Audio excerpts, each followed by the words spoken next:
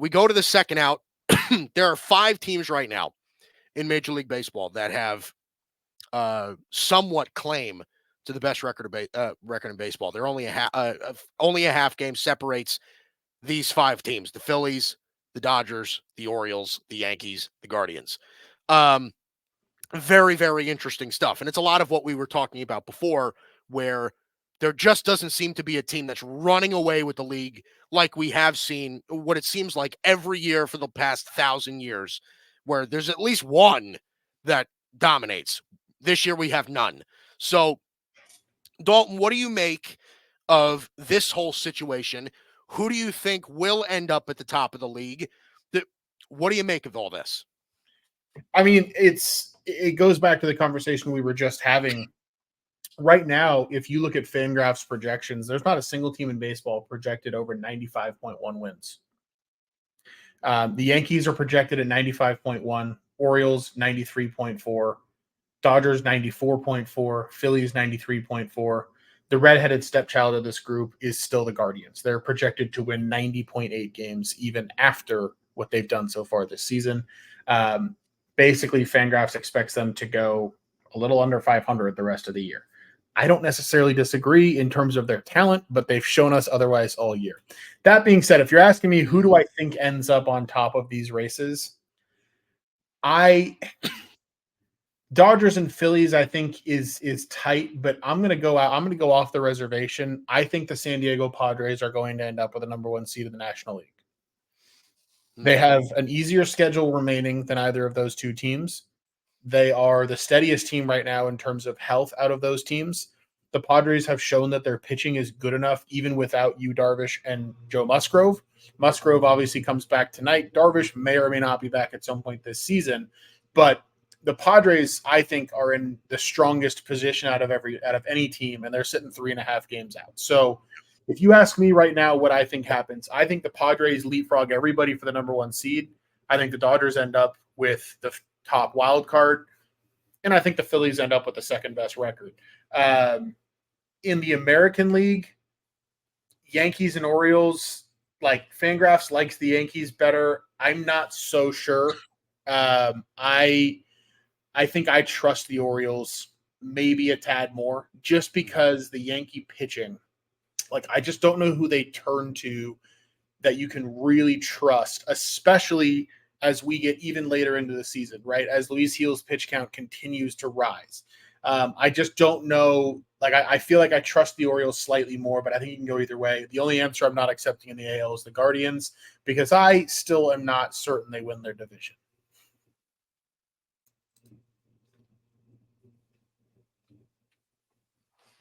I think we are still having some semblance of technical difficulty. I think it probably is on my end, but either way.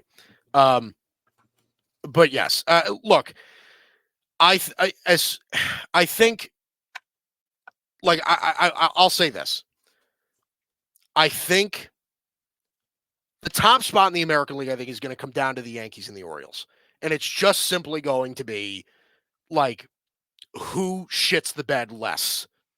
That's honestly how I feel, right? Because, like, I don't view the Orioles. I think the Orioles overall are a better team than the Yankees today. I do.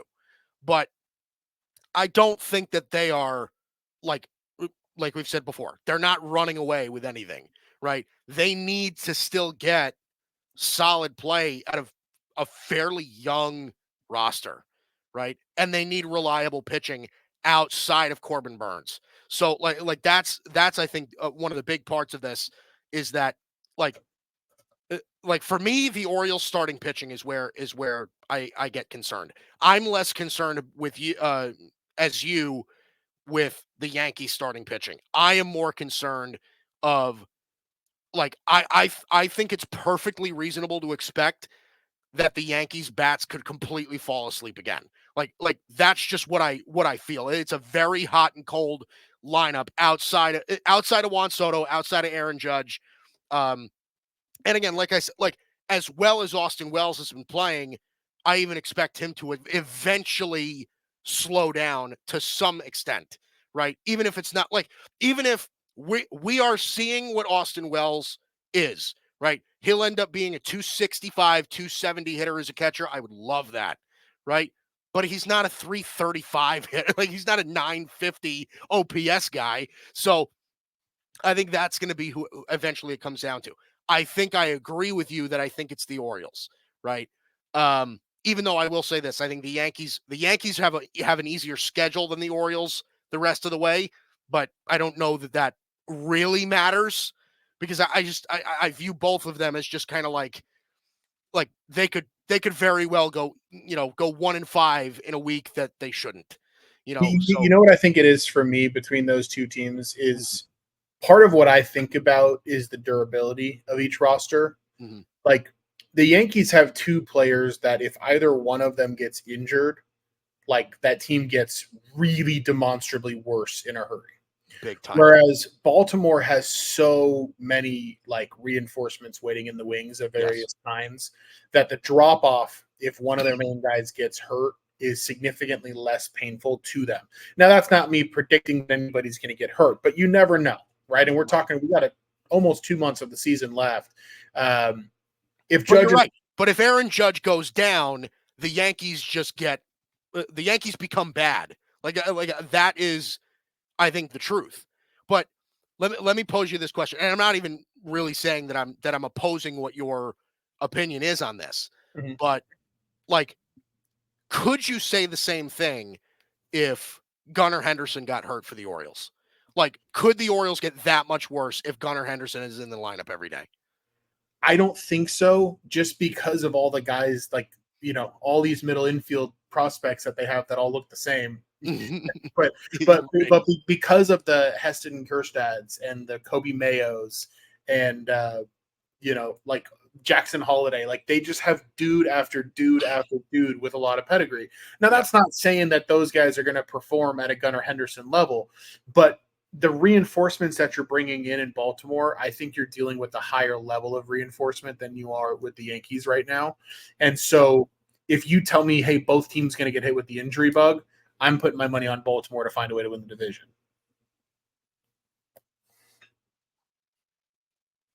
Yeah.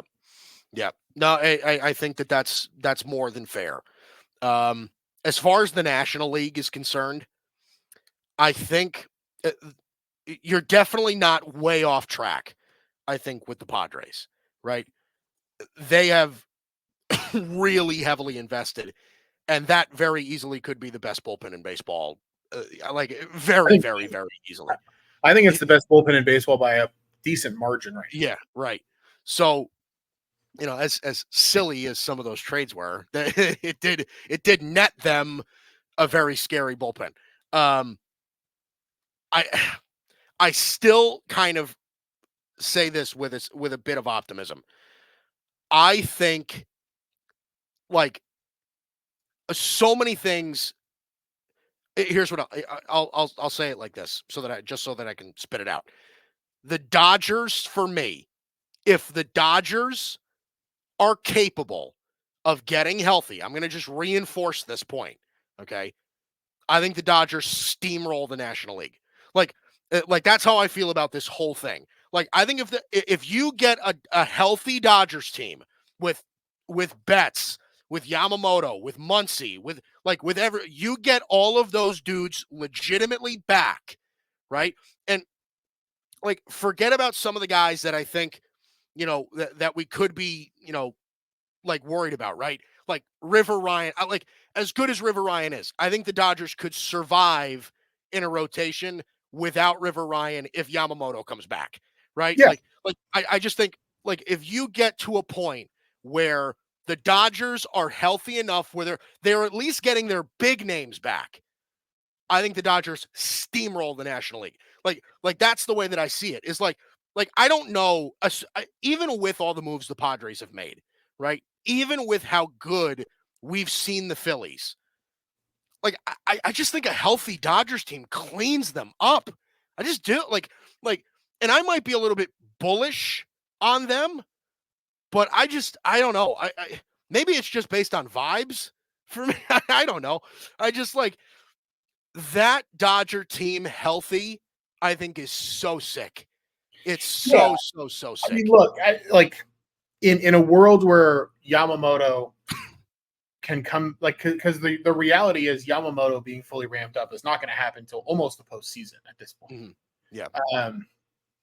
But like if we're rolling into a playoff series with Glasnow healthy, Yamamoto healthy, either Bueller or Kershaw finding a way to be a really good contributor, Gavin Stone continuing to be like somewhere in between the all-star that he was early on and the just okay pitcher that he is now. Right. Like there's enough there to feel good about him. Even Landon Knack has been really solid when the Dodgers give him innings. Like the starting pitching depth just goes and goes and goes with guys that like come up and just look ready.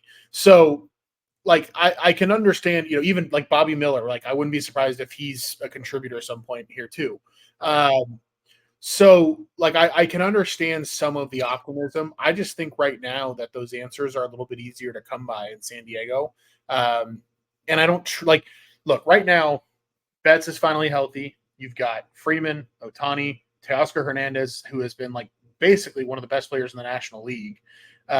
Will Smith's been terrible, but I think he'll turn around. Once you add Max Muncy to that lineup, like it's starting to get deep, especially because a guy I haven't even mentioned, Gavin Lux has been the best second baseman in baseball over the last like month. Like, yeah, it's not really getting talked about, but Gavin Lux is squaring everybody up.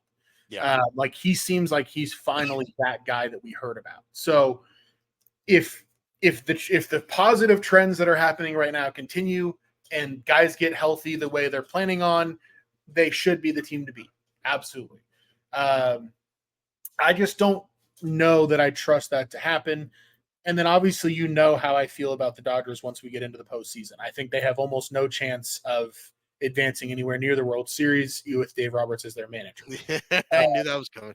So, yeah, well, listen, that's why I said before. I think your bigger gripe is going to be, well, can you really trust Dave Roberts in big game situations? I mean, Probably look, it ended up working out, but the guy brought Joe Kelly into a 4-4 ball game in the 8th inning yesterday.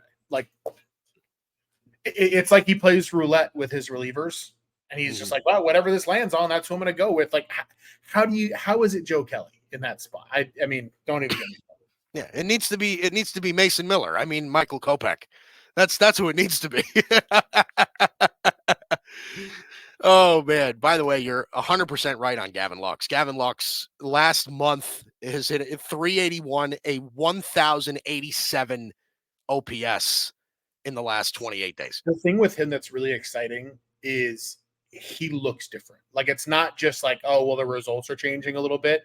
Like you can tell that something's clicked for him mentally where he's not going up there like timid. Like he's going up there and like fucking hacking.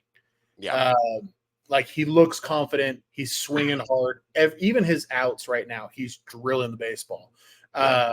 So yeah, no, Gavin Lux, I think might have actually arrived as like the guy that we thought he was going to be. Yeah. Well, that would be, you want to talk about making the Dodgers lineup deeper.